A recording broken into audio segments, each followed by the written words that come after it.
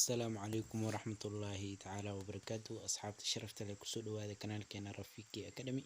فلدن هذه القناة كعصبتها علامة السبسكرايب ريح كدب نقبل الكفر سيدي مقالدين كوسو قاران هذه القناة كورو حرنين وليوان ما سنتهي مقال كان ما أنت ده رؤسي قلنا مقال كان ما أنت وحكوسة بسنياي وذا الشيء كيسي ودحيو بسنا ودحيو محمد يورقيع.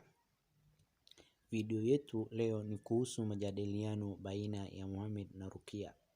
Majadiliano wada sheekaysi ayaa la yiraahdaa marka muuqaalka ayaan hore usii gudagelayna la socod wanaagsan. Maxamed oo luqadda Swahili ku hadlaya ayaa wacay Rukia telefoonkiisa asagoo dhahaya hello Rukia unasemaje.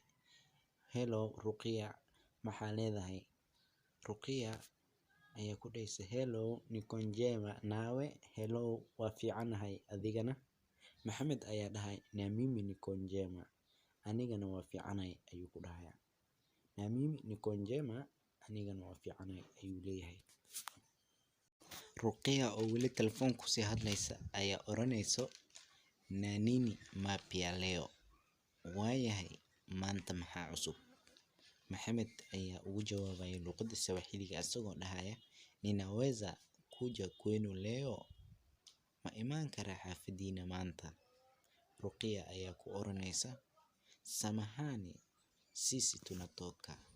Waa ka xumahay waa bixi rabnaa. Weli wicitaanka telefoonka ayadoo socdo ayuu Maxamed luqadda Swahiliga ku weydiinayaa mnaenda wapi. Halkee u jeedaan ayuu weydiinaya. Rukia ayaa ugu jawaabaysa luqadda Swahiliga ayadoo dhahayso tunaenda sokoni lakini tutarudi jioni. Suuqa ayaa u jeednaa balse galabti ayaan soo laabaneynaa. Maxamed ayaa dhahayo jioni kama saa ngapi.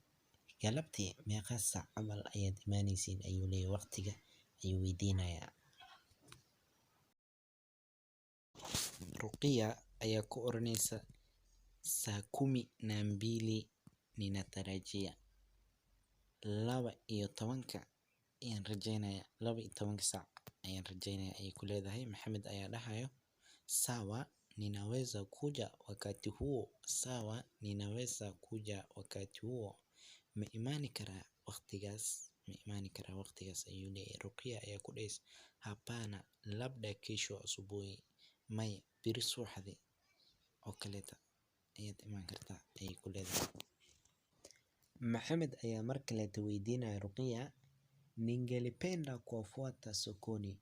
Waxaan jeclaan lahaa inaan idin raaco suuqa. Rukia ayaa ku dhahaysa sawa utaenda na sisi mara ingine. Waayahay mar kale ayaadna raacaysaa. Maxamed ayaa luqadda Swahili ku dhahaya sawa uwe na siku njema. Waayahay maalin wanaagsan ayuu leeyahay. Sheekadana halkaasay ku dhamaanaysaa. Marka waad ku mahadsantahay daawashada muuqaalkan. Fadlan muuqaalka like saar oo subscribe saar sidaan muuqaalada usoo badino.